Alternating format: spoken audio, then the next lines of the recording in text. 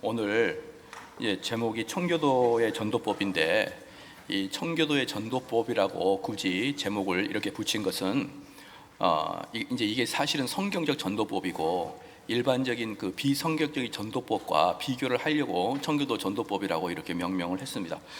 오늘 본문 말씀을 보니까 10절에 내가 주의 의를 내 심중에 숨기지 아니하고 주의 성실과 구원을 선포하였다, 이렇게 얘기했잖아요. 주의 성실과 구원을 선포하였다. 그러면 주의 성실과 구원을 선포할 때 언제 선포했느냐라고 봤을 때, 그 다음에 내가 주의 인자와 진리를 어디서요? 대회 중에서. 그 다음에 9절 말씀에도 내가 대회 중에서 의의 기쁜 소식을 전하였나이다. 이 대회는 큰 모임이에요. 그래서 우리가 전도대회라고 붙일 때 그 대회가 이 대회를 말합니다. 무슨 1등, 2등 상주입니까? 그런 대회가 아니고 큰 모임의 대회를 이야기하는 것이고, 그리고 이스라엘 사람들은 이 큰 모임에서 주의 구원의 도를 선포하였던 그런 구약의 역사를 가지고 있어요. 그래서 저희들은 그것의 뜻을 이어받아서 이제 그 전도 대회라는 것을 1년에 한 차례씩 이렇게 하고 있습니다. 이제 그럴 때 우리가 어떻게 하여야 더 성경적인 방법으로 이 전도를 할 것인가, 이 대회를 이끌어 갈 것인가 라는 것을 우리가 좀 볼 필요가 있는 거예요. 근데 오늘 이제 저희가 그 중심은 주제는 뭐냐 그러면, 바른 청교도의 그 전도법을 말씀을 해드리면서 동시에 이 청교도의 전도법에 두 개의 방해거리가 있는데, 그게 알미니안 전도법과 하이퍼 칼빈주의 전도법 두 개가 이렇게 구분되게 되어 있습니다. 그러면 이제 공부를 많이 안 하신 분들은 알미니안이 뭐고 하이퍼가 뭐냐라고 이렇게 이야기하는 분들이 있는데, 알미니안은 뭐냐면 내가 열심히 노력해서 하나님께 은혜를 받겠다, 이게 알미니안이고요. 하이퍼는 뭐냐 그러면 하나님이 다 하시는데 인간이 할 게 뭐가 있느냐, 이게 하이퍼예요. 두 개 다 기독교 역사에서는 이단이었습니다. 알미니안주의도 이단이었고 하이퍼 칼빈주의도 이단이었었는데, 이 두 개의 오류를 막고 참된 성경적 전도법이 무엇인가를 말씀을 해드리겠습니다.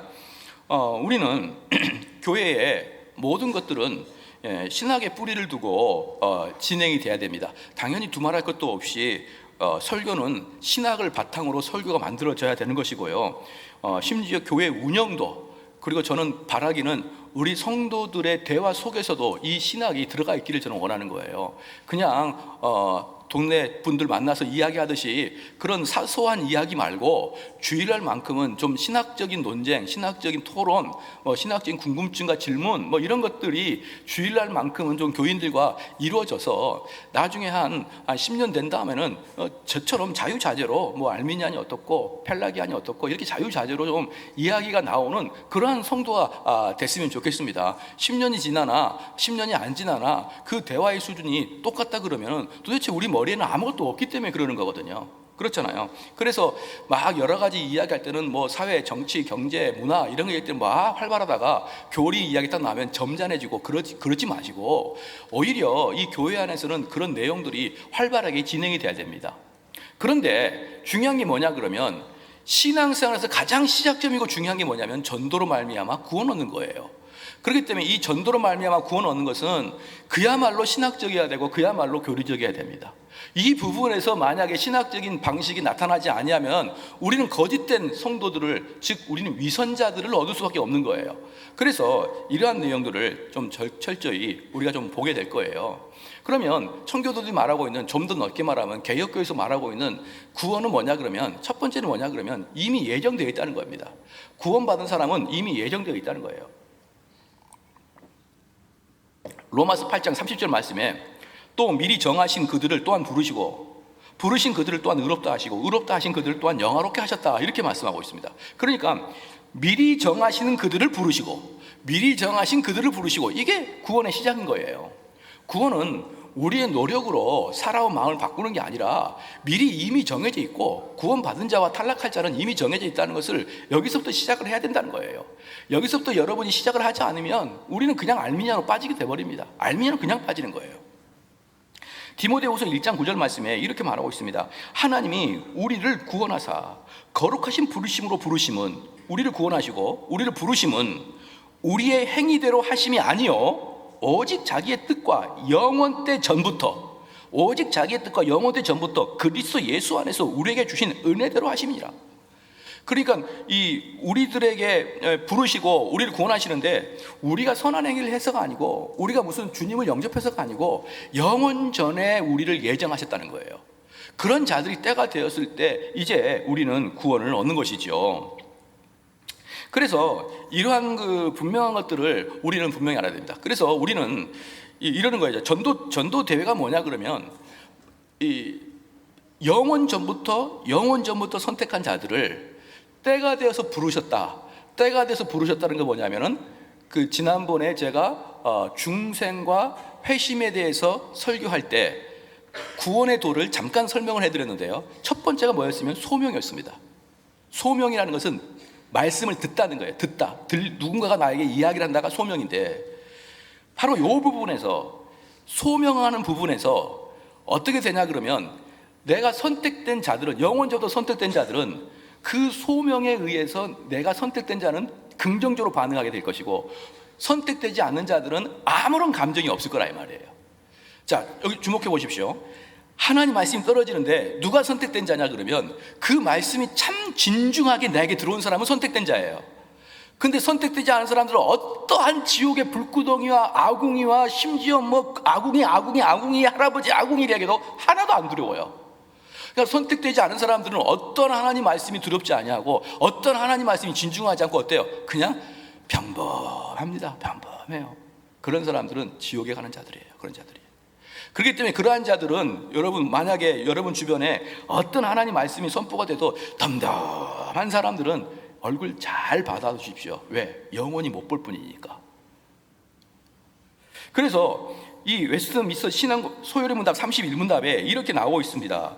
효과적인 부르심은, 이 효과적인 부르심이 뭐냐면 소명에는 두 가지 소명이 있다 그랬죠. 외적 소명과 내적 소명이 있습니다. 외적 소명은 하나님을 말씀을 대언하는 목사의 설교가 외적 설교예요. 그런데 그 외적 설교는 내적 설교를 유발할 수 있는 그런 원동력은 되지만 그 외적 설교 자체가 사람들을 변화시키지 못하는 거예요. 그러니까 여기서 아무리 설교를 잘해도, 심지어 여기서 바울이 와서 설교를 해도 선택받지 않은 자들은 그 바울의 설교를 듣고 회심하지 않는다 이 말입니다. 그러면 효과적인 부르심이 뭐냐 그러면 그 목사의 설교는 비효과적인 설교라 이 말이에요. 비효과적인 부르심. 왜? 저는 여기서 100명에게 설교를 했는데 그 중에 50명은 받고 50명은 받지 않는다 이 말입니다. 그러면 50은 낭비가 된 거고 효과가 없어지는 거잖아요. 그렇기 때문에 설교를 비효과적인 외적 부르심 이렇게 얘기를 하는 거예요. 좀 이해가 되셨죠? 그러면 효과적인 부르심이 뭐냐 그러면 100% 부르심에 동의한다 이 말입니다. 그렇기 때문에 효과적인 부르심은 성령의 역사입니다. 다른 말로 내적 소명이에요. 내적 소명. 그래서 복음을 전파할 때는 목사의 비효과적인 외적 소명을 통하여, 즉 설교를 통하여 선포될 때 그 설교라는 도구를 가지고 성령께서 각 심령마다 효과를 발휘하는데, 성령마다 효과를 발휘한 사람들은 어느 누구나 그 은혜를 받을 수밖에 없다. 이게 예정서를 점점 확장해 나가는 설교의 것이에요. 그러니까 예정서를 이야기할 때, 예정론 이야기할 때, 내가 선택받았으니까 구원받고 내가 선택받았으니까 지옥 간다, 이런 간단한 이야기를 하는 게 아니에요. 예정서는 그 다음에 논리적 전개가 대단히 스펙타클하게 진행해 나가게 되어 있어요. 그렇기 때문에 마태복음 22장 14절 말씀에 이렇게 말하고 있습니다. 청함을 받는 자는 많되 택함을 입은 자는 적으니라. 여기서 청함을 받는 자는 뭐냐 그러면 외적 설교를 듣는 자를 말하는 거예요. 외적 설교를 듣는 자는 많되 그 중에서 택함 받은 자는 적으니라. 즉 내적 소명이 일어난 사람들은 또 소수다, 이 말인 것을 여러분 알기를 주의로 축원합니다. 그래도 이제 저희 교회가 한 가지 장점이고, 이 장점은 머지않아 사라지게 돼 있는데, 그 장점이 뭐냐면 저희 교회는 생긴 지가 얼마 안 됐다는 거예요. 저희 교회는 생긴 지가 얼마 안 됐어요. 그게 장점 중에 하나입니다. 왜 그러냐 그러면 저희 교회가 이제 40년 되잖아요. 그러면 그 교회 중직자의 자녀가 교회를 나오는데 그 자녀는 선택받지 못해도 그냥 앉아 있어야 되는 운명이 처하거든요. 그렇죠? 그래서 눈을 떴더니만 내가 기독교인 자손이야, 이런 사람들은 자기의 하나님의 은혜가 없음에도 불구하고 앉아 있어야 되는데, 그런 교회는 주로 어떤 교회냐면 수십 년도 교회가 그렇습니다. 근데 저희 교회는 어떠냐 그러면, 생긴 지가 얼마 안 되고 제가 이렇게 봐도 저분은 누구지라고 모르는 분도 꽤 있어요. 그런 분들이 저희 교회에 정착하는 것은 철저하게 말씀에 동의한 사람만 정착하기 때문에 그래요. 철저하게. 그러니까 그게 장점이라면, 그래서 이 장점은 머지않아 사라집니다. 왜냐하면 여러분들이 2세 3세 낳기 때문에 그 2세 3세는 이 저의 설교에 대해 전혀 동의하지 않아도 앉아 있어야 될 거고, 그런 사람들은 수십 년 되면 많아지기 때문에 교회는 자연적으로 화석화가 됩니다. 그러나 지금까지는 성도들이 이 말씀에 동의하는 자들이 모이기 때문에 저희 교회의 분위기는 상당히 괜찮습니다. 근데 나중에 화석화된 예들이 가득 차기 시작하게 되면, 더 이상 외부에서 성도들이 오지 아니하고, 더 이상 새로운 사람들이 이 말씀을 가지고 오지 아니하고, 자생적으로 자랐는데 내가 태어나 보니까 삼성제일교회야, 그런 사람들이 거듭나지 않는 상태로 교회에 쫙 퍼지기 시작하면 이 교회는 보편적으로 화석화된 교회랑 똑같이 됩니다, 여러분. 그러니까 지금 주시는 복을 잘 누리시길 바랍니다. 다음에 10년 후에는 어떻게 될지 몰라요. 20년 후에는 그 20년 전에 그렇게 뜨거웠던 삼성제일교회가 이 모양 이 꼴이 됐냐, 그 이야기가 분명히 나올 수 있어요. 왜? 이런 메커니즘 때문에. 그렇기 때문에 여기서 뭐라 하냐면, 청함을 받는 자는 많대, 즉 설교를 듣는 자는 많대, 택함을 입은 자는 적으니라, 그 중에 선택된 자는 적으니라, 이렇게 주님이 말씀했다는 것을 여러분은 아셔야 됩니다. 그렇기 때문에 설교가 사람을 변화시키는 게 아니에요. 설교가 사람을 구원시키는 게 아닙니다. 설교를 가지고 성령의 내적 부르심을 입은 자만이 그 설교가 효과적으로 그에게 반응하더라, 이 말인 것이에요.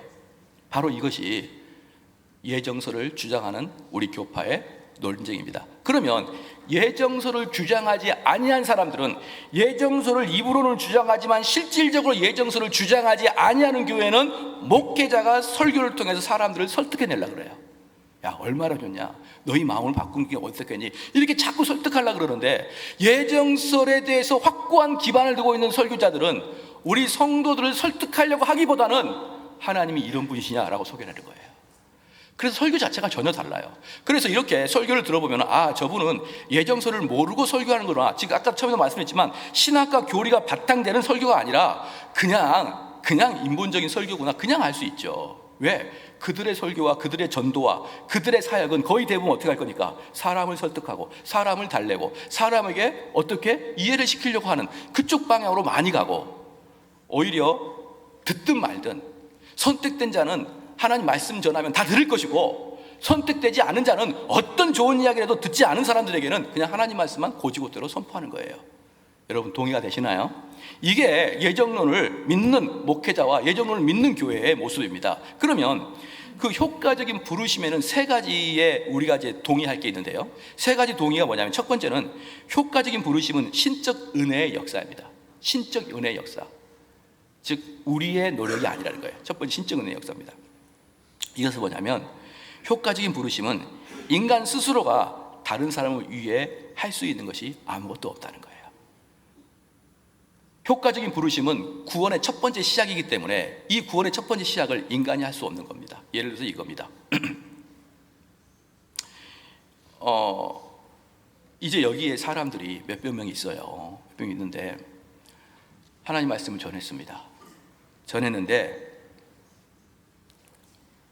그 하나님 말씀이, 야, 저 말이 일리가 있다, 참 저 말이 동의가 된다, 또 저 말이 감동이 된다, 이렇게 느끼는 것 자체가 성령의 역사라는 거예요. 네. 그러니까 그걸 막 인간적인 노력으로 막 사람들을 설득하는 게 아니고, 하나님이 이렇게 말씀했다는 것을 그냥 그대로 선포하게 되면, 아, 그 말이 동의가 되는구나, 맞다, 저 말이 맞다, 이렇게 느껴지는 것이 목사의 놀라운 스킬이 아니라 성령의 역사란 말이에요. 여러분 이해가 되십니까? 그렇기 때문에 제가 우리 성도한테 항상 하는 말이, 목사님, 우리 아들이 언제나 정신을 차릴까요? 목사님, 우리 남편이 언제나 정신을 차릴까요? 목사님, 우리 아내가 언제나 정신 차릴까요? 항상 이런 사람에게 저는 동일하게 얘기합니다. 계속 설교 듣게 하다가 어느 날 목사님 말씀이 일리가 있네, 그러면 끝나는 거예요. 그때부터 성령의 역사입니다. 그러니까 저는 걱정이 안 되는 거예요. 우리 성도들이 언젠가는 제 설교에 맞다, 동의가 된다, 그럴 날이 올 거라고 봅니다. 그러면 그때는 그 사람이 그때부터 거듭남입니다. 여러분 이해가 되십니까? 그러니 얼마나 쉬워요. 얼마나 쉽습니까? 성령께서 그 사람이 때가 됐을 때, 그 사람이 역사할 때 아무것도 아닌 정대호 목사의 설교를 사용해서 그 사람의 내면을 만지시고 그 사람의 내면이 맞다, 저 말이 동의가 된다, 그때부터는 성령의 은혜가 시작되기 때문에 이것을 바로 신적 은혜의 역사라 이렇게 얘기하는 거예요. 목사의 언어의 주변, 어떤 그 달변, 이런 걸로는 사람을 설득하는 게 아니에요. 두 번째, 효과적인 부르심은 신적 권능의 역사입니다. 신적 권능의 역사인 것이죠. 이 신적 권능의 역사라는 것은 잘 들어보시면 또 새롭습니다. 이 부분에 대해서 이제 보편적인 교회와 저희 청교도의 교회가 확 달라집니다. 달라질 게 많아요. 근데 여기서부터 확 달라져요. 뭐냐? 우리는 권능의 역사가 인간의 어떤 달변으로 그 사람이 변화되지 않고 하나님이 변화를 시켜야지만 변화된다라고 말하는 게 우리 개혁교회 목사예요. 그럼 이게 무슨 뜻이냐?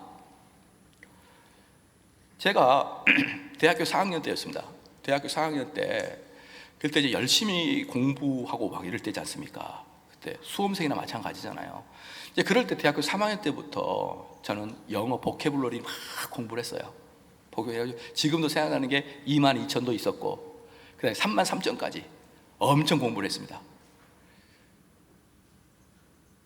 그렇게 공부한 건 다 잊어버려요. 그 뭐 깨끗하게, 눈과 같이 깨끗하게 잊었는데, 어쨌든 그때는 엄청 막 공부를 했어요. 그래서 제가 얼마나 교만했냐면, 누군가가 선배님 이 단어 알아요? 나도 모르면 아무도 몰라, 막 그랬어요. 제가 교만이 막 올라가다가, 뭐 교만하는 것은 그냥 올라가더라고요. 나도 모르는 것은 다른 사람 몰라, 다른 사람 모르는 것은 몰라도 돼, 막 이런 식의 이상한 3단 논법을 하고 그랬을 때였는데, 나는 영어를 막 그 단어를 엄청 많이 외웠다, 이 자부심은 있었는데, 어느 날 아리따운 2학년 후배가 저한테, 선배님 저 영어 공부를 시작하려고 그러는데 버캐블러리 뭐가 좋아요? 그래서 야, 너 잘됐다 해가지고 그 친구를 데리고 커피를 사줘가면서 버캐블러리 책 5권 6권을 딱 갖다 놓고, 이 책은 장점과 단점, 장점마다 쫙 반나절 동안 쫙 얘기한 다음에, 그래서 기승전결 이게 제일 좋아 라고 딱 보여줬어요. 이걸 봐야 돼, 이게 지금 제일 좋아. 그래가지고 걔가 선배님 고마워요 그러고 왔는데, 그 다음날 보니까 듣도 못한 버캐블러리 책을 사온 거예요. 뭐냐 이게? 그랬더니 가서 서점 직원과 알아보니 이게 좋더라는 거예요. 그때부터 지금까지 나는 그 자매랑 대화를 안 합니다. 지금까지 뭐 만날 일도 없고 어디 가서 잘 주부로 살겠지만 대화를 안 했어요. 졸업할 때도 눈도 안 마주쳤습니다. 왜? 나는 그 친구를 해서 인격을 다해서 설득하고, 또 제가 말빨이 좀 좋습니까? 계속 왜 좋은지, 왜 이 교수가 추천했는지, 왜 이게 미국에서 놀라운 반응이 다 이야기를 했는데, 듣도 보도 못한 버클리 책을 사온 걸 보고 제가 두 가지에 깜짝 놀랐어요. 첫 번째는 뭐냐면, 걔가 너무 밉다, 너무 나를 무시한 것 같다. 두 번째는 뭐냐면, 인간은 말로 설득이 안 되는구나. 인간은 하루 종일 이야기해도 말로 설득이 안 되는구나. 제가 그걸 느꼈습니다. 목사가 되기 전인데도 벌써 이미 그걸 느꼈어요. 그래서 그 다음부터 저는 꾸준히 뭐라고 하냐면, 사람이 말로 설득 안 된다, 이것을 꾸준히 이야기했고, 심지어 김정은이랑 이야기해도 김정은이 말로 해가지고 토론해가지고 협의해가지고 핵폭탄 절대로 감추고 안 한다, 제가 그 수차례 얘기했습니다. 말로 된다고? 그래서 제가 어떻게 얘기했습니까? 말로 돼서 사람이 변화된다 그러면 당신 남편 한번 말로 설득해봐라. 여러분, 남편하고 어떻게 결혼했습니까? 사랑해서 결혼했지 산적같이 될 줄 알고 결혼했나요? 사랑해서 결혼했어요. 사랑하는 사람들은 말로 하면 설득될 것 같죠? 천만의 말씀입니다. 만만의 꽁떡이에요. 정말 말로 설득될 것 같냐? 그럼 토끼 같은 아내한테 가서 말로 하면 설득해봐라. 아내 절대로 말 듣지 않습니다. 생긴 건 토끼라도 속에는 이상한 게 들어있어요. 절대로 그들은 설득당하지 않습니다. 정말 여러분이 말로 설득될 것 같으면 여러분이 배 아파 나고 있는 아들 한번 설득해 보십시오. 되는지 안 되는지. 안 돼요. 뭔 이런 정신이 이상한 남이 있나, 이렇게 말할 때는 설득이 안 됩니다. 절대로 말로 사람을 설득 안 돼요. 왜? 그 말은 오직 누구만이 설득할 수 있으니까 세상을 창조하시고 죽은 자를 살리신 그 권세가 있는 자만이 사람의 마음을 바꿀 수가 있는 거예요. 그렇기 때문에 우리는 사람은 인간의 마음을 변화시킬 수 없고 오직 하나님만 변화시킬 수 있습니다. 이게 청교도들과 개혁주의들의 신앙 고백입니다. 바로 생각해 보시죠. 바로는 모세가 9번이나 놀라운 역사를 보여주면서 바로한테 경고했어요. 그런데 바로는 그 9가지의 경고를 보면서도 그 마음을 안 바꿉니다. 그 마음을 안 바꿔요.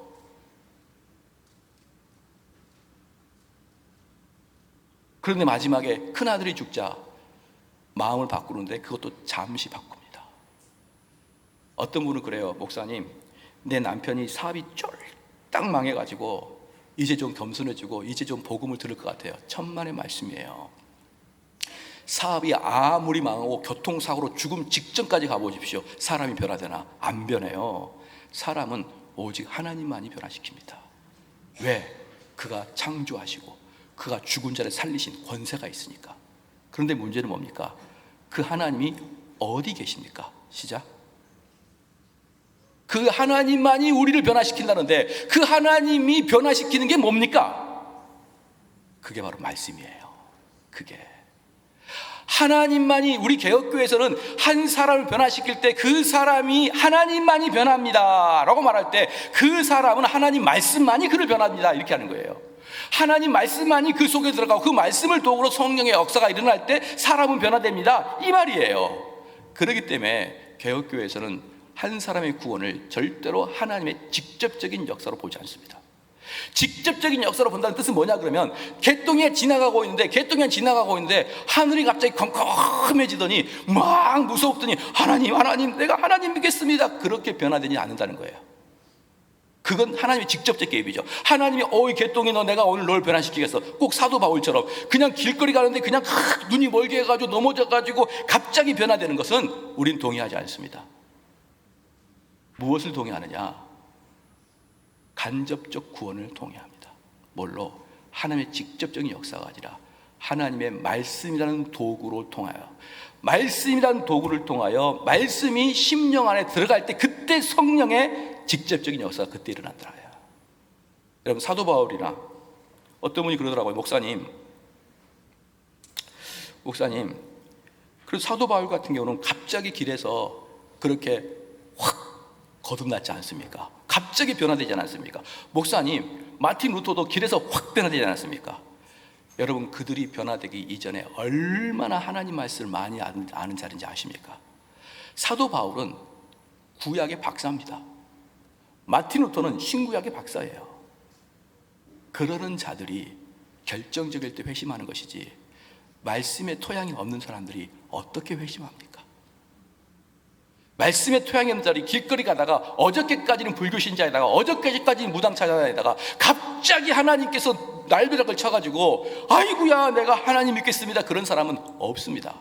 언제든지 하나님은 하나님 말씀으로 여러분을 준비시키고 하나님 말씀에 가둬놓게 하고 하나님 말씀이 언젠가 때가 되면 효과적인 효력을 발생함으로 그 사람을 변화시키는 것입니다. 그러므로 두 번째였습니다. 하나님의 신적 권능의 역사다. 이 말은 인간의 언어로 사람을 변화시키는 게 아니라 하나님의 말씀을 가지고 그 말씀의 효과적인 반응이 일어날 때 사람을 변화시키는 권세가 거기서 나오더라 이 말인 것입니다. 할렐루야. 그러니까 나는 하나님 믿습니다 그 말은 나는 하나님 말씀을 믿습니다 이 뜻이에요. 나는 하나님 말씀을 믿습니다, 하나님 믿습니다 라고 말하지만 하나님의 말씀에 순종하지 않는 자들은 하나님 말씀을 믿는 게 아니에요. 하나님을 믿는 게 아닙니다. 여러분, 속지 말아야 돼요. 하나님과 우리는 직접적 관계로 자꾸 만나려고 하지 마십시오. 자꾸 직접적 관계로 만나려니까 신비주의가 되고 자꾸 직접적 관계로 만나려니까 영지주의가 되는 거예요. 하나님을 직접 만나지 마시고 말씀을 통해서 하나님 만나셔야 되는 거예요. 이게 바로 청교도가 주장하는 하나님의 만남의 법칙인 것입니다. 그런데 보편교회에서는 안 그래요. 갑자기 하루아침에 그 사람이 변화될 수 있다라고 보는 게 보편적 교회의 모습인 겁니다. 청교도는 그러잖아요. 그러면 청교도들의 전도법은 이 말씀에 근거해서 어떻겠습니까? 보편적인 이제 이 성경적 전도법을 모르는 교회에서는 어떻게 하느냐? 사람들에게 싹 복음을 설명해요. 쭉 설명한 다음에 그 다음에 오늘 여기 오신 분들 중에 이 말씀을 영접하십시오 라고 이야기를 합니다. 즉 그들이 미처 하나님 말씀에 익숙하지도 않음에도 불구하고 자기 스스로 마음을 열어서 주님을 영접할 수 있을 것처럼 그렇게 이야기합니다. 그런데 우리 청교도는 그렇지 않습니다. 그 사람이 이런 전도 대회에 와서 야, 하나님 말씀 들어보니까 내가 정말 하나님 좀 알고 싶네. 그때 성령의 역사가 시작되고 그때부터 1년이고 2년이고 쭉 가르쳐요. 쭉 가르쳐요. 인간이 얼마나 죄인인지 가르치고 얼마나 죄인인지 가르치고 우리 하나님이 얼마나 만세 전부터 우리 구원을 위해서 계획을 했고 그 은혜와 사랑이 얼마나 큰지, 예수 그리스도의 구속사가 얼마나 위대한지, 성령이 어떻게 주님의 그 은혜를 우리한테 적용시키는지, 성령의 역사는 무엇을 통하여 역사가 되는지, 이런 것들 쭉 말씀을 가르칠 때 이 사람이 어떻게 되느냐? 처음에는 그러다가 맞아, 저 말이 맞아, 저 말이 맞아. 1년, 2년 지날 때 어느 날 보니까 1년 전에 내가 아니야 이제. 내가 1년 전에는 이런 것들이 하나가 동의도 안 되는데 지금은 너무나 동의가 되고 심지어 동의가 될 뿐 아니라 믿어지고 좋아요. 그리고 1년 전에는 나는 산으로 들로 직장으로 엄청나게 열심히 다녔는데 이제는 기도의 자리와 말씀의 자리에 자꾸 가 있고 싶어요. 여러분, 그런 자들이 주님을 영접한 자예요. 그래서 우리 청교도는 이런 말 하지 않습니다. 주님, 나는 당신을 영접합니다. 이런 말 안 해요. 영접은 그냥 와요. 내가 정신 차려보니까 영접되어 있는 거예요. 내가 정신 차려보니까 옛날에 내 자아는 없고 새로운 피조물로 내가 만들어진 것입니다. 그래서 우리 청교도들은 설교할 때, 전도대회 할 때, 여러분 오늘 주님을 영접하십시오, 오늘 주님을 받아들이십시오, 결단코 그런 얘기를 하지도 아니하고 그런 이야기를 하는 것들을 대단히 성령 회방죄로 보고 있습니다. 그런데 거의 대부분의 전도는 다 그렇게 합니다. 쭉 복음을 설명해요. 우리 인간의 타락함, 예수 그리스도의 구속, 우리가 천국 가는 것 쭉 설명하다가 여러분 오늘 주의 복음을 받아들이시고 오늘 주님을 영접하십시오 라고 이야기하는 것을 청교도는 가짜 복음이라 그렇게 이야기합니다. 그래서 저희들은 다음에 이제 전도대회 할 때 쭉 좀 더 말씀을 드리겠지만 쭉 말씀을 듣고 그 순간에 말씀에 이 흔들리는 사람들은 이후의 과정 중에서 그들을 거듭남의 길로 데리고 가야 됩니다. 여러분 이해가 되십니까? 이게 보편적인 교회하고 청교도 교회의 전도법 중에 아주 첫 번째 갈리는 첫 번째입니다. 그 다음에 이 첫 번째 효과적인 부르심은 신적 은혜고, 두 번째 효과적인 부르심은 신적 권능이고, 그 다음에 세 번째는 뭐냐면 효과적인 부르심은 신적 자유입니다. 자유. 우리 하나님의 자유함입니다. 뭐냐면 오직 하나님께서만 기쁨으로 부르시는 거예요. 오직 하나님께서만 기쁨으로 부르십니다. 이건 뭐냐면 누구에게 그 복음을 줄지 안 줄지, 그 다음에 누구에게 언제 어느 때에 줄지 안 줄지는 그건 전부 다 하나님께 속해는 거예요. 그래서 로마서 9장 16절 말씀에 이렇게 말했습니다. 그런즉 원하는 자로 말미암도 아니요 다른 박질하는 자로 말미암도 아니요 오직 긍휼히 여기시는 하나님으로 말미암느니라, 이렇게 나온 것이죠. 그렇기 때문에 사랑하는 성도 여러분, 우리 하나님께서는 우리는 알 수 없지만 그 하나님만의 계획이 있어요. 그래서 그 계획에 따라서 복음이 전파되기를 원합니다. 우리는 알 수 없어요. 예를 들어 이거예요. 사도 바울이 아시아와 또는 비두니아로 복음을 전파하려고 원래 그랬었습니다. 근데 우리 주님이 웬일인지 아시아와 비두니아로 가는 것을 막아버리고 마게도냐로 사도 바울의 복음 전도지를 틀었어요. 그럼 물어볼게요. 아시아와 비두니아에 있었던 많은 사람들은 복음을 못 듣게 됐겠죠. 만약에 사도 바울이 아시아로 갔으면은 동쪽에 아시아로 갔으면은 그때 터키, 지구로 말하면은 이라크, 이란 이쪽 계열로 복음이 전파됐을 것입니다.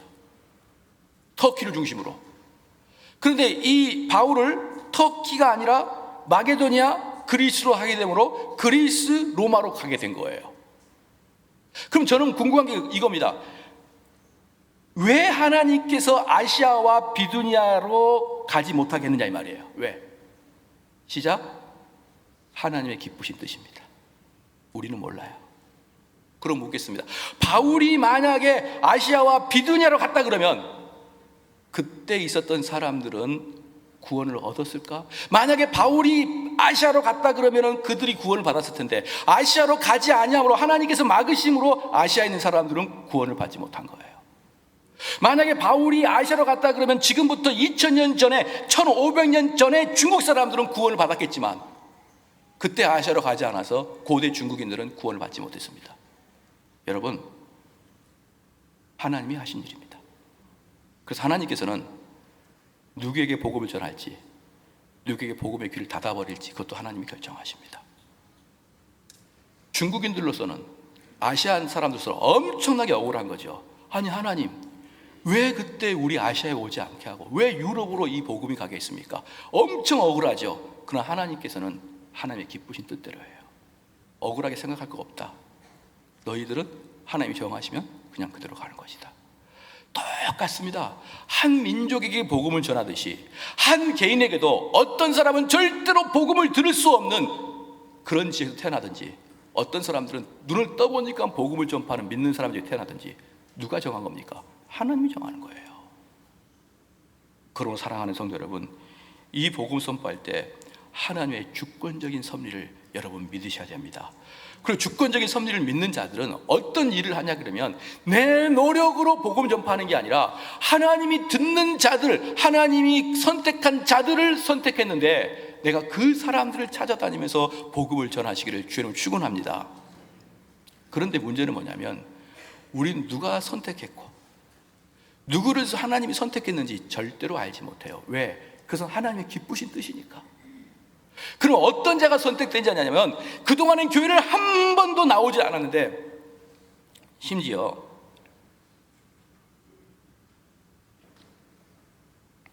어떤 분들은 이 교회를 잘못 왔는데 어떤 분들은 이 교회를 오는데 괜히 카페처럼 생겨가지고 왔는데 그냥 설교를 딱 듣고 그 말에 동의가 된 사람도 있어요. 그렇죠? 어떤 분들은 삼성제일교회를 찾아오신 분도 있는데 어떤 분들은 그냥 오신 분도 있다 이 말이에요. 그런데 그분이 딱 설교를 들어보니까 맞다, 생소한데 맞다, 다음 주도 가볼까? 다음 주도 가볼까? 이렇게 해서 계속적으로 교회에 나오시는 분들이 있고 어떤 분들은 이 말씀의 진리를 찾아서 오시는 분도 있어요. 그런데 둘 다 공통점은 말씀이 되어 있는 거예요. 둘 다 공통점 말씀이 되어 있어요. 여기에 반해서 어떤 사람은 열심히 말씀을 듣고 싶은데 이 말씀이 마음에 안 들어서 나가거나 아니면은 심지어 직장이 걸려서 이 말씀의 자리를 빠져나가 버리거나 공통점은 둘 다 말씀의 자리가 없는 겁니다. 그러면 어떻게 되느냐? 오직 하나님은 우리 구원의 방도에 있어서 하나님의 말씀으로만 우리를 구원하시기로 계획하셨고 작정하셨기 때문에 하나님은 우리에게 높은 데서 떨어지면은 다리가 부러지거나 심지어 죽을 것을 이미 자연의 법칙에 넣어놓은 것처럼 그래서 우리가 그 자연의 법칙을 거스릴 수가 없는 것처럼 하나님은 성경 안에다가 무엇을 넣어놨냐 그러면 오직 성경의 말씀을 해석할 때만 우리가 구원을 받도록 작정을 하셨기 때문에 이 말씀의 자리에서 어떤 이유에서든지 떨어져 나가면 구원에서 탈락되는 겁니다. 여러분 이해가 되십니까? 마찬가지로 어떤 이유에서든지 이 말씀의 자리에 앉아있는 자들에게는 때가 어느 때인지는 모르지만 하나님이 그를 두드릴 때가 있을 것이라 이 말이에요. 그렇기 때문에 하나님의 자유함에 놔둬야 됩니다. 하나님께서 이 인간 보면은 우리 여기서도 이제 부모님들 보면은 또 이제 그 남편 믿지 않는 남편 또 믿지 않는 아내 보면요 옆에 앉혀놓고 안달복달이에요. 이렇게 하다 이제 옆에 이제 가만히 보면은 이제 자녀들이 졸아요. 졸아. 그럼 막 부모들이 예배에 집중 못하고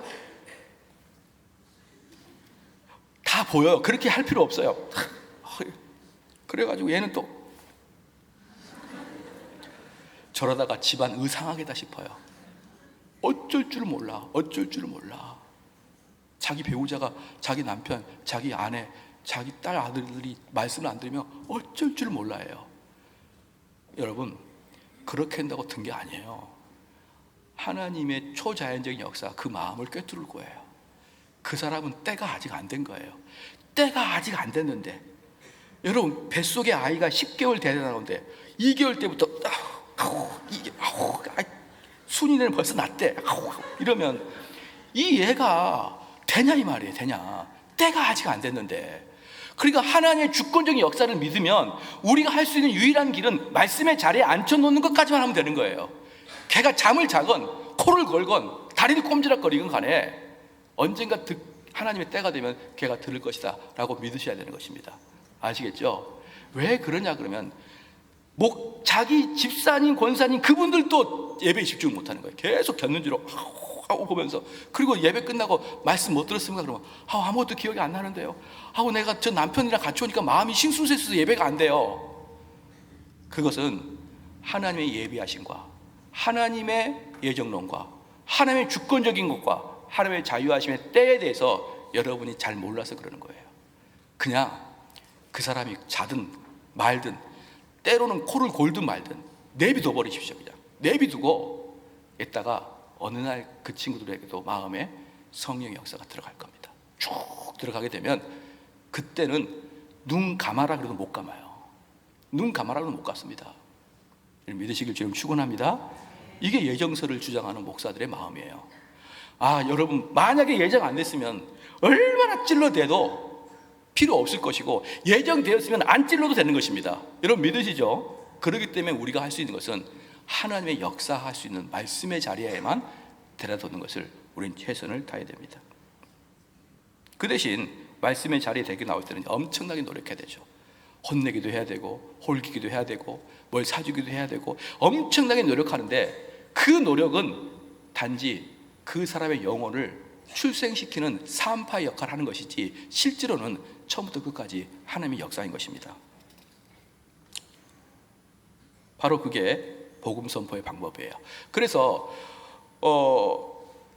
이제 이 청교도들은 인간이 이제 어떻게 하냐 그러면 사람들을 초청을 해요. 사람을 초청할 때 이 사람들은 교회에 앉아 있다는 것 자체만으로 구원이 아니라 교회에 앉아 있는데 그 교회에 앉아 있을 때 하나님의 말씀이 들어갈 때에만 비로소 그 사람은 변화될 걸 믿습니다. 믿으십니까?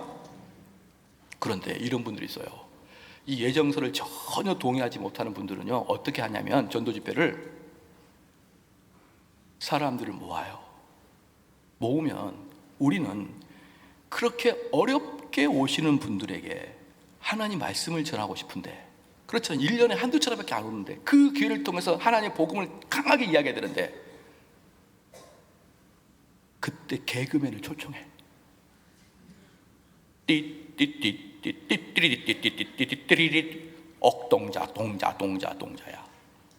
여러분 옥동자 연예인 션을 초청해. 가수를 초청해요. 정말 나쁜 목회자입니다. 그렇게 열심히 옆에 사람을 전도해가지고 겨우 교회 왔는데 못생긴 옥동자를 세워가지고 띠띠띠띠띠띠띠띠띠띠 옛날에 서세원 그 사람이 개그맨 할 때 저 전도 집회하는 거 봤거든요. 딱 가니까 사람들이 인산인해예요. 그분이 했던 거 지금까지 기억납니다. 산 넘고 물 건너 바다 건너 셔셔셔 오심을 축하드리 셔셔셔. 그러니까 사람들이 다 지금 좀 웃더라고요. 다 산 넘고 물 건너 바다 건너셔 여기까지 오심을 추청하시오 셔셔. 여러분 그게 무언 망명된 행동입니까? 어렵사리 초청했는데 하나님 말씀이 아니라 개그맨의 간증이라니 하나님 말씀이 아니라 시원의 간증이라니. 이런 것들이 바로 예정론을 동의하지 못하는 자들이에요. 말로는 대한민국 교회는 전부 다 거의 70%가 장로교니까, 심지어 감리교에서도 주님의 예정을 다 말로는 인정합니다. 그러나 실질적으로 설교와 실질 목회 현장에서는 예정론 동의하지 않아요. 우리는 선택된 자가 있다고 생각하기 때문에, 그 선택된 자는 내 양은 내 음성을 들어서 안다고 하기 때문에 하나님 말씀만을 전할 뿐이에요. 하나님 말씀만을 전하면 선택된 자들은 하나님 말씀에 동의합니다. 여러분 믿으십니까? 그래서 저희들은 순간적인 결단, 순간적으로 주님을 영접하겠다, 이걸 절대 동의하지 아니하고, 그 사람이 전도대회를 통해서 말씀의 은혜를 받은 사람은 내가 그럼 좀 더 알아볼까? 이제 이렇게 됩니다. 그러면 조금 더 이제 제가 전도 방법을 말씀드리겠습니다. 이 전도 방법은 뭐냐면요, 청교도들은 어떤 사람만이 그리스도를 필요로 한다고 생각하느냐, 이게 이제 우리가 말하는 청교도의 회심 준비론이라 하기도 하고 은혜로 말미암는 준비다, 이렇게 이야기하는데, 어떤 사람만이 참으로 주님을 영접할 자가 되냐, 이건 뭐냐면 자기들의 죄가 심각하여서 자기들의 죄가 영원한 지옥으로 떨어질 수밖에 없다고 확신하는 자들이 우리 주님께 나를 구원하소서라고 할 수 있다는 거예요. 그래서 마틴 루터가 이런 이야기를 했습니다. 어떤 이야기를 했냐면, 하나님께서는 모든 죄인을 구속하시지만, 하나님 모든 죄인을 구원하지만 나를 구원하소서라고 외치지 않는 자들은 구원하지 않는다. 하나님은 모든 죄인을 구원하시기로 작정하셨지만 나를 구원하소서, 내 죄를 용서하여 주소서, 오늘 나와 함께 낙원에 가는 것을 허락하여 주소서라고 자기의 구원을 우리 주님께 부탁하지 않는 자들은 우리 주님이 구원하지 아니하신다. 이게 루터가 얘기했어요. 그렇기 때문에 많은 사람들이 새로 왔을 때 그 사람들한테 무엇을 외쳐야 되냐면, 너희들의 죄가 얼마나 큰지를 외쳐야 되라, 너희들의 영혼이 얼마나 위태로운 곳에 있는지를 외쳐라. 이게 그 조지 히필드나 조나단 에드워드나 그 미국의 대부흥 운동을 일으킬 때, 대부흥 운동을 일으킬 때 어떤 일이 발생했냐면, 사도행전 2장에 나오는 것처럼 선생이여 우리가 어떻게 하여야 구원을 얻으리까, 이런 사람들로 가득 차기 시작했습니다. 그때 우리 조지 히필드나 조나단 에드워드, 이런 사람들이 예수 그리스도의 복음을 선포하기 시작한 거예요. 그러니까 예수 그리스도의 복음을 선포하기 이전에 하나님의 말씀은 너희들이 얼마나 큰 죄인인가를 깨닫게 해주는 게 전도 집회의 핵심이 되어야 됩니다. 사랑하는 성도 여러분, 예수 그리스도라는 용서하시고 예수 그리스도라는 복음의 원질이 오시기 전에 세례 요한은 우리 주님이 오실 길을 평탄케 하였습니다. 우리 주님이 오셔서 복음을 전하기 전에 세례 요한은 그 복음이 오기에 평탄케 했습니다. 뭘로? 율법으로. 그래서 세례 요한을 마지막 구약의 선지자라 그래요. 그리고 우리 예수님을 신약의 시작입니다.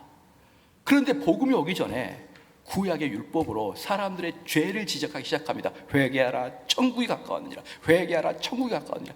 이렇게 회개하는 사람에게 주님이 찾아가셔서 너의 죄를 용서해 주시겠다, 이렇게 이야기한 겁니다. 그러면 사랑하는 성도 여러분, 이제 전도대회 때 믿지 않는 사람들로 많이 오거나, 또는 믿긴 믿는데 허망되게 믿는 사람들이 많이 와서 앉아 있을 텐데, 그 사람들에게 우리 주님이 얼마나 좋은지를 소개해 주는 게 아니고 너의 죄들이 얼마나 흉악한지를 소개해 주는 게 청교도의 전도 목표예요. 여러분, 이렇게 설교하는 저도 싫죠. 왜냐 그러면 이런 경우들을 종종 봤습니다.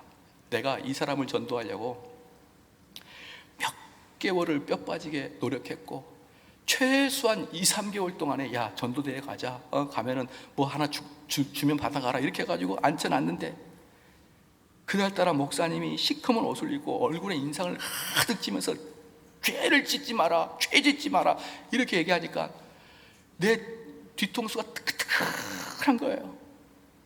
아니, 내 이 사람을 어떻게 전도해 왔는데, 내가 이 사람을 어떻게 데려왔는데, 아니 목사님 또 오늘따라 왜 화를 내시지? 여러분, 그 마음을 제가 왜 모를까요? 그래서 저도 좀 편안하고 안정된 설교를 하고 싶어요. 근데 청교도는 그렇게 하지 말랍니다. 처음으로 복음 듣는 사람들에게 그들의 죄의 심각성을 깨닫게 해주고, 우리의 힘으로는 도저히 이 문제를 해결할 수 없으니 주님을 찾고자 원하는 자에게 그리고 나서 복음을 전해라. 할렐루야. 이게 전도대회가 되어야 될 겁니다. 그러면 그 다음에 이제 이거 뭐예요? 이제 이렇게 될 때 이 청교도의 전도법 중에 가장 취약점이 하나 있습니다. 현대 전도법의 가장 취약점이 뭐냐 그러면, 대형 집회를 통해서 순식간에 거듭난 자들을 받아들이려고 하는 것이 현대교회의 가장 큰 약점이라 그런다 그래요. 그렇게 받아들이면 거의 대부분 위선자가 들어와요. 위선자가. 그런데 청교도들은 그렇게 교회를 들어오면 안 되고, 교인들은 어떻게 들어와야 되냐면 자기 죄에 대해 깨달음과 오직 예수 그리스도 누군지에 대한 깨달음을 통한 자들이 교회 회원으로 들어오는 거예요. 그렇기 때문에 청교도들의 전도는 오래 걸립니다. 그런데 현대교인들은 간단하게 끝나요. 여기에서 청교도의 가장 큰 약점이 나타납니다. 뭐냐 그러면 하이퍼 칼빈주의가 나타나요. 어떠느냐, 나는 복음을 전할 뿐이고 복음의 열매는 하나님이 열게 하실 것입니다 라는 명목하에 복음 전도를 급박한 마음으로 하지 않아요. 이게 바로 청교도의 가장 큰 맹점이에요. 이들은 모든 것은 하나님이 하실 것이고, 하나님 말씀을 전파하게 되면 선택한 자들은 받을 것이고 선택하지 않는 자들은 받지 않을 것이니까 나는 그들의 열매를 보지 아니하고 그냥 말씀을 전하는 대로 나는 최선을 다합니다 라고 말하다가 교회에 영적 거듭난 자들이 나타나지 않음에도 불구하고 긴급한 마음이 없어집니다. 이게 바로 청교도가 머지않아 화석화가 되는 과정이에요. 무관심하게 되는 거예요. 전도 집회에 무관심하게 되는 것입니다. 내가 전도하는데 무관심하게 되는 겁니다. 그런데 둘 다 죄입니다. 알미니안처럼 열심히 내가 노력하고 설득해서 그 사람들의 마음을 바꾸려고 하는 것이나, 그 다음에 무관심하게 되는 것이나, 둘 다 죄인데 어느 죄가 더 크냐 그러면 무관심한 죄가 더 커집니다. 왜냐? 알미니안의 죄는 뿌리가 없는 것이고 한 영혼의 거듭남에 대해서 무관심한 것은 불경한 죄거든요. 이러한 죄를 질 수밖에 없습니다. 그러면 이제 우리는 어떻게 이 전도대회와 전도대회 이후에 성도들의 영혼을 거듭나게 하는 사역으로 갈 것인가, 그거 제가 말씀을 드리고 마치겠습니다. 그러면 어떻게 해야 되느냐? 설교 시간에 우리의 죄에 대해서 저는 낱낱하게 이야기할 겁니다. 그러면 이제 내가 어렵게 데리고 온 그 사람을 마음이 불안해요. 얘가 어떻게 이걸 받아들일까? 기분 나빠하면 어떡할까? 이러다가 이제 끝나고 식당을 딱 갑니다. 식당을 딱 가면은 어때? 목사님 말씀 어때? 그러면 아마 분명히 두 가지로 얘기할 거예요. 두 가지입니다. 좀 어렵다. 또 두 번째는 좀 무섭다. 이 두 가지를 분명히 이야기하게 될 겁니다. 좀 어렵다, 무섭다. 그러면 이때 우리 성도들은 말을 돌려버리려고 말하려고 하는 게 많아요. 갑자기 주제를 바꿔가지고, 근데 네 아들은 요번에 학원 어디 다니냐? 그래, 아버지는 건강하시지? 야, 이번에 너 남편 아프다는데 어떻게 수술은 잘 됐느냐? 급박하게 바꿔버립니다. 왜? 그 전도자와 나의 그 미묘한 압력이 있거든요. 이게 견디기가 어려워요. 그래서 나는 그 사람을 초청한 사람인데 그 사람 얼굴이 약간 일그러져 있고 그 사람 얼굴에 약간 불편함이 있는 거예요. 그러면 빨리 편안하게 만들어 주려고 하는 그런 욕구가 있습니다. 안 그래요? 청교도는 그 다음부터예요. 그 말씀 그대로 붙들고, 왜 무섭냐? 왜 불편하냐? 그게 네 영혼의 현 주소야. 너는 그냥 그대로 지옥 가는 거야. 그냥 그걸 여러분이 1대1로 이야기해 주셔야 돼요. 1대1로. 아버지를 안녕하시냐? 그거 묻지 말고 1대1로 그 사람의 영혼을 직접 이야기해 줘야 돼요. 아이고 뭐 직장에서 이번에 취업했다며, 이런 말을 돌리지 마십시오. 제가 자주 말씀드렸던 사마리아 여인을 생각해 보십시오. 사마리아 여인에게 우리 주님이 그를 구원시키려고, 야, 너 가서 남편 데려와. 그러니까 이전에 남편 5도 동거한 자요, 지금에 있는 남편도 동거한 자예요. 남편이 없나이다. 네가 맞다. 이전에 5명도 불법이요. 지금도 너가 불법으로 그 남편과 같이 있느냐. 이건 뭐라고 했습니까? 너 성적으로 너무 문란한 여자구나, 이 뜻이에요. 너 정말 성적 타락한 여자구나. 이 여자가 갑자기 충격을 받아가지고, 주님은 지금 구원의 프로세스를 진행하고 있는데 갑자기 주님, 그런데 예배를 어디서 드려야 돼요? 예루살렘입니까? 아니면 사마리아에서 드려야 됩니까? 이렇게 물은 거예요. 그래서 우리 주님은 예배가 신령과 진정으로 드려야 된다 이야기를 한 다음에 다시 원질로 들어와서 다시 구원을 또 점검했습니다. 마찬가지로 전도대에 와서 제 설교 듣고 두려워하거나 힘들어하는 사람들에게 잠시의 인사를 한 다음에 그 사람이 주제를 계속 바꾸려고 해도 주제를 바꾸지 마십시오. 여러분, 끝까지 그 사람이 물건 들어줘야 됩니다. 물건 들어줘야 돼. 네 영혼 인생 생각해봤냐? 목사님 말씀 중에 틀린 게 뭐가 있냐? 그 다음입니다. 잘 들어주십시오. 너 다음부터 교회 나와야 돼. 교회 나오라고 분명히 이야기하십시오. 왜? 교회를 나오는 자만이 구원의 메시지를 듣기 때문에 그렇습니다. 이제 너가 마음이 동하게 되면은, 이제 마음이 있으면 와라, 이렇게 하지 말고 다음 주도 와, 다음 주도 나와, 이렇게 이야기해야 돼요. 그 다음에 만약에 그 중에 교회를 나온 사람이 있다고 칩시다. 이제부터예요. 나오면 새가족반에 들어가게 될 거예요. 그럼 새가족반에 들어갈 때 이 새가족반 선생님들과 그리고 다른 분들 잘 들어주십시오. 가만히 보면 청교도들은 바로 그때부터 이 사람들을 1년 동안 계속 가리킵니다. 그래서 리차드 백스터한테 이렇게 물었어요. 청교도 중에 가장 목회가 활발하게 했던 사람이 리차드 백스터인데, 리차드 백스터한테 어떻게 해야 당신처럼 목회를 성공할 수 있습니까? 물어봤어요. 그런데 리차드 백스터가 하는 말이, 첫째가 가르침이요, 둘째도 가르침이요, 셋째도 가르침입니다. 그랬어요. 리차드 백스터는 끊임없이 가르쳤습니다. 마찬가지로 그게 바로 성도를 구원으로 이끌어가는 과정이에요. 그러니까 하나님께서 오늘 이 말씀을 듣는 여러분들이 한 번에 그냥 팍 변화되는 것은 현대 전도법이고, 청교도의 전도법은 이 마음이 움직인 사람들은 교회에 나와서 그때부터 1년 동안 끊임없이 가르치는데, 그 끊임없이 가르치는 그 목표가 뭐냐 그러면 그 사람의 거듭남입니다. 그 사람의 거듭남이에요. 그 1년 동안 새가족반을 끊임없이 가르치는 그 결과물, 이 사람을 가르쳤을 때 1년 후에 어떤 사람이 되기를 원합니까? 라는 결과물은 거듭남입니다.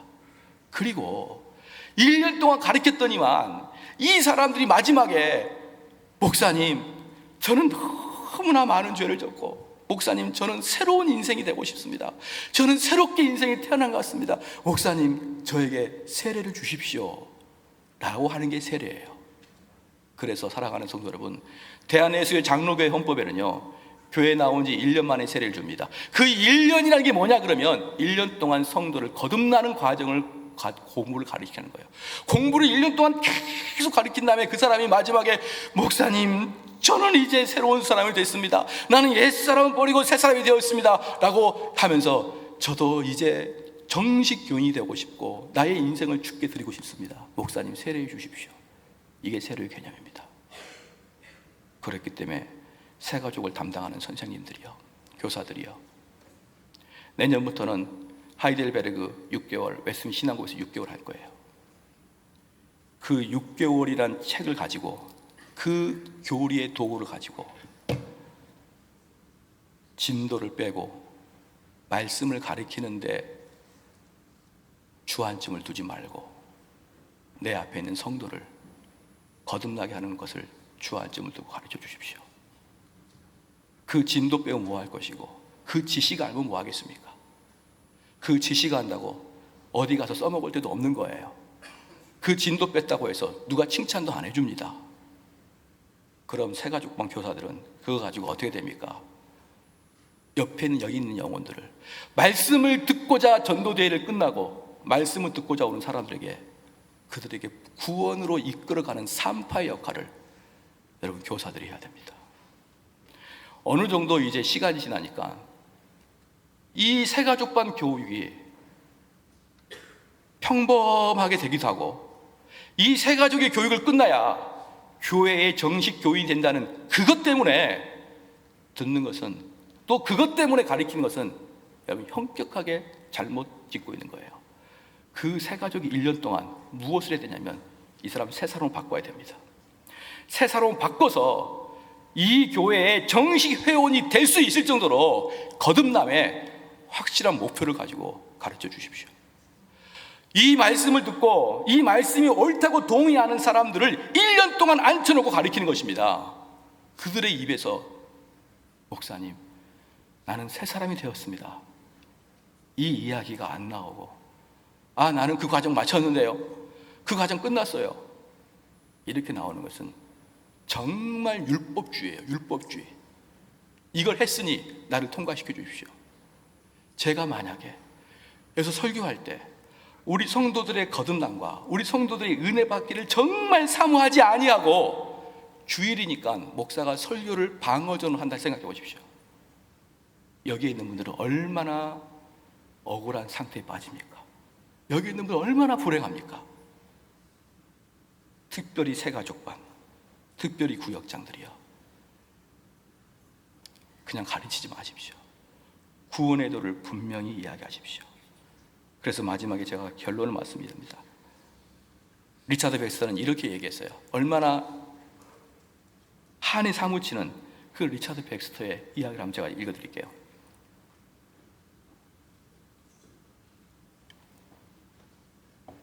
슬픕니다. 무지하고 세상적인 사람들의 구원을 위해 그를 다루는 법을 알고 있는 사람이 얼마나 적은지요. 그렇게 말하는 거예요. 우리 교인들 중에 한 사람의 영혼을 거듭나는 길로 데리고 가는데 얼마나 무지한지요. 얼마나 무지한지요.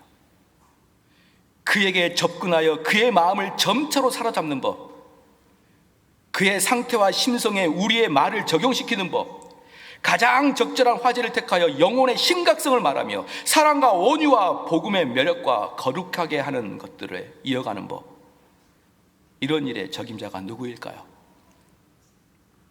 내가 경험해 볼 때 유격적인 사람을 변화시키기 위해 그와 이야기를 적절하게 나누는 것은 설교하는 것만큼이나 어려운 일이라고 진심으로 고백합니다.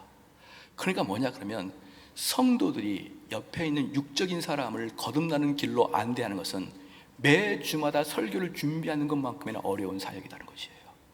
그러면서 리차드 백스터가 이런 사람이 누가 있느냐, 이런 사람이 누가 있느냐. 여러분 진짜로 마음을 딱 가지고 생각해 보십시오. 만약에 내 앞에 믿지 않는 사람이 있어요. 그 사람 어떻게 이야기하고 어떻게 복음의 길로 끌어갈지 아이디어나 있습니까? 아니면 단 한 번도 해보지 않았습니까? 이런 일의 적임자가 누굴까요? 내가 경험해 볼 때 유격적인 사람을 변화시키기 위해 그와 이야기를 적절하게 나누는 것을 설교하는 것만큼이나 어려운 일이라고 진심으로 고백합니다. 이 모든 어려움들로 인해 우리는 거룩한 해결과 준비와 열심의 각성을 받아야 하는 것입니다. 리차드 백스터.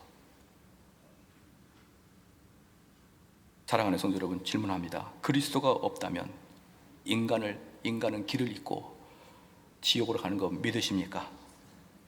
그렇다면 여러분의 이웃과 사랑하는 자들이 여전히 지금도 지옥으로 불의 열차를 타고 가고 있다는 걸 믿으십니까? 리차드 백스는 이 질문을 한 다음에 이렇게 묻습니다. 그런데 잠이 옵니까? 잠이 옵니까? 여러분 생애 최고의 목표가 무엇입니까? 다른 사람을 회심시킬 때 산파 역할을 하는 것이 아니고 무엇이겠습니까? 많은 사람들 그래요. 나의 인생의 목표는 하나님을 위해 사는 것이라고. 진짜 그렇습니까? 이렇게 행동하지 못하는 그리스도인은 자신의 믿음의 진실성을 자신도 모르는 사이에 손상시키고 있다는 걸 모르십니까? 또 만약에 여러분들이 인생의 최고의 우선권을 그리스도에 두지 않는다 그러면 무엇을 근거로 믿지 않는 자들에게 전도하겠습니까? 오직 영혼을 구원할 수 있다면 어떤 불편함, 이건 제 마음에 찔림을 줬습니다. 리차드 백스터가 질문한 거거든요.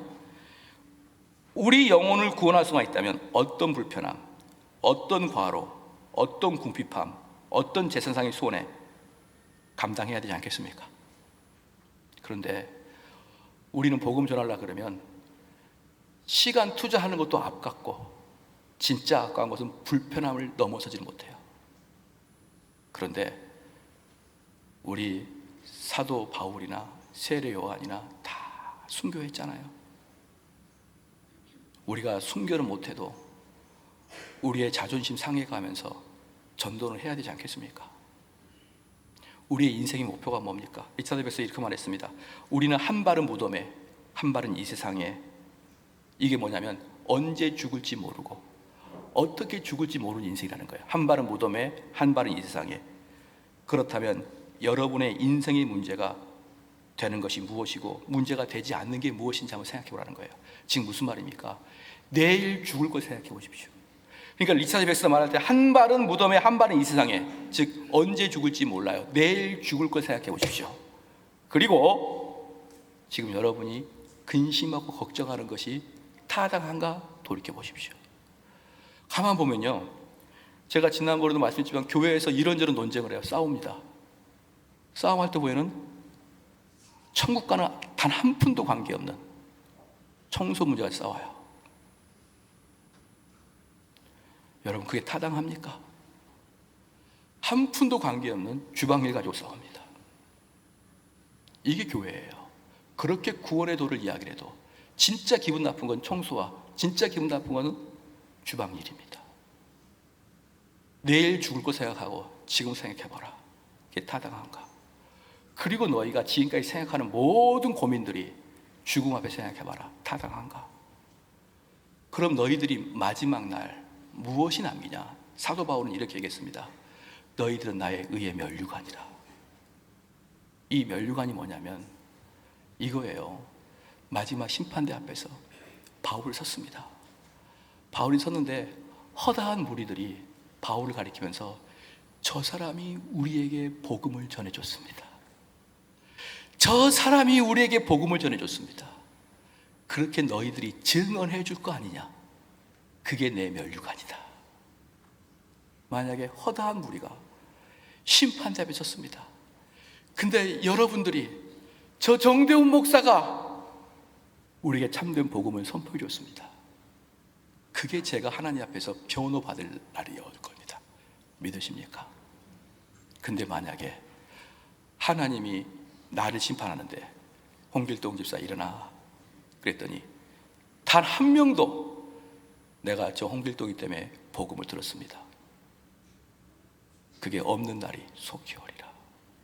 여러분, 우리의 인생의 목표는 그리스도의 중심인 거예요. 주님이 원하시는 삶을 사는 게 그리스도인이에요.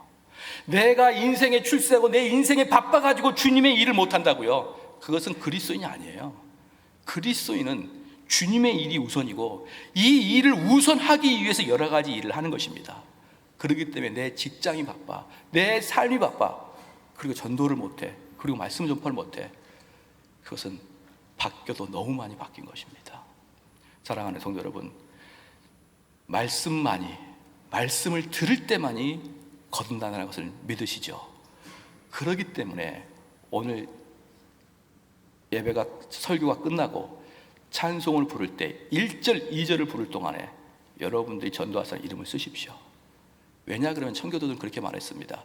주일날에 거룩한 결단을 자주 하라. 쓰십시오. 그리고 내가 11월 첫째 주, 둘째 주까지 이 사람들을 데려오도록 기도하겠습니다. 그리고 하나님의 역사는 성령의 역사이기 때문에 우리의 노력으로 되지 않기 때문에 수요 예배 기도 많이 나오십시오. 그래서 우리가 11월 첫째 주, 둘째 주에 전도 대회를 통해서 하나님의 역사가, 성령의 역사가 이 교회에 가득하기를 주의 이름으로 축원합니다. 다 같이 기도하겠습니다. 우리 기도할 때 말씀을 생각하시면서 우리는 때로 우리의 그 가치관과 인생관이 교회를 다니는 것 외에는 별로 목표가 비슷해요. 세상 사람들과. 그건 절대로 안 됩니다. 우리는 주님의 일이 전부이고 그게 가장 큰 목표인 거예요. 그런 마음을 다시 가지게 해달라고 기도하시고 또 전도대회를 위해서 다시 한번 기도하겠습니다.